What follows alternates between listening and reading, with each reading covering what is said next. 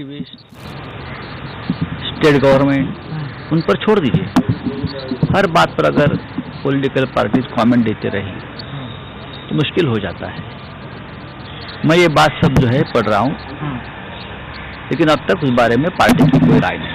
लेकिन सर देश के जब सिक्योरिटी की बात आती है तो शिवसेना हमेशा सामना में लिखती है। तो आज नहीं, देखो यह हम शिवसेना क्या लिखती है क्या नहीं लिखते है आपको हमें बताने की जरूरत नहीं है।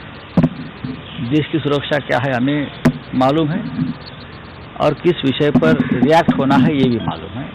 हमारा अध्ययन चल रहा है। तर संजय राठोडांवर जे आरोप होत आहेत त्यानंतर काही पुढे डेव्हलपमेंट होते असं बोललं जात आहे? हे मला माहित नाही। बघा, या संदर्भात हा विषय सरकारचा आहे आणि सरकारचे प्रमुख लोक त्या संदर्भात मत व्यक्त करतील किंवा निर्णय घेतील।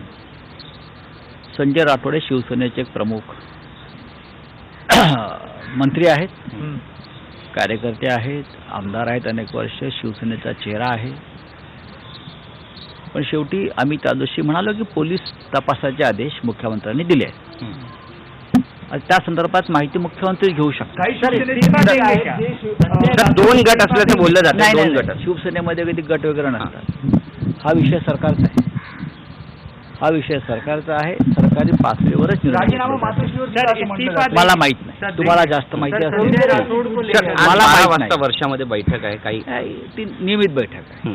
त्या बैठकीचा आणि इतर कुठल्या राजकीय घडामोडीशी संबंध नाही। आमदार खासदार यांच्या मतदारसंघातली कामं, संघटनात्मक बाबी या संदर्भातली बैठक आहे। संजय राऊत घेत नाहीये किंवा संजय राठोड सुद्धा स्वतःहून काही बोलत नाहीये हो, त्याच्यामध्ये मी कसं काय बोलू?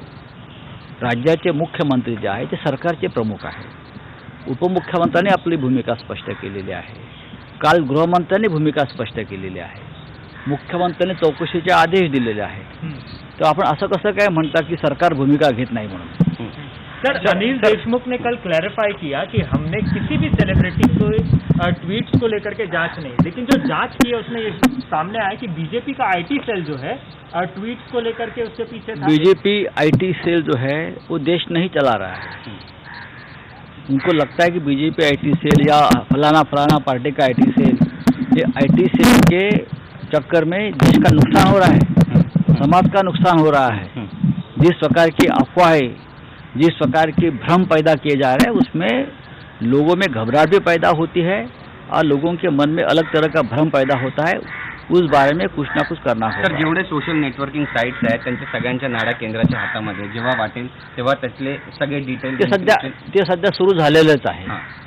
आजच आम्ही लोकसभेतल्या तृणमूल काँग्रेसच्या खासदार मुआ मोहित्रा यांनी जी तक्रार केलेली आहे की त्यांच्यावरती पाळत ठेवली जाते, ती पाळत अनेक मार्गाने ठेवली जाते। ती पाळत आमच्यावर पण ठेवली जाते, अनेकांवर ठेवली जाते। कारण या सगळ्या यंत्रणा ज्या आहेत सरकारच्या हातामध्ये असतात आणि सरकार कोणत्याही मार्गाने विरोधकांवर पाळत ठेवू शकते। उठाव करावा लागेल आता। देखिए, महुआ जी ने दिल्ली पुलिस को एक खत लिखा है या एक जानकारी दी है कि उनके ऊपर निगरानी रखी जा रही है। दिल्ली पुलिस या और कोई केंद्रीय जांच के पुलिस हो गए, और कहा कि ये राइट टू प्राइवेसी का भंग है। मेरी जान को खतरा नहीं है कहा, और मैंने सुरक्षा नहीं मांगी है, तो फिर भी मेरे दरवाजे पर पुलिस क्यों खड़ी है? ये उनका सवाल जायज़ है। और जिस तरह से महुआ जी ने लोकसभा में, भरी लोकसभा में सरकार का वस्त्रहरण किया है, तो हमें लगता है कहीं ना कहीं सरकार उनके ऊपर तीसरा आंख लगा सकती है। राईट टू प्रायव्हसीसाठी शिवसेना आता आक्रमक होताना पाहायला मिळेल का येत्या काही दिवसामध्ये? महुआ जी ने एक मुद्दा उठाया है। ठीक, thank you sir. Thank you so much.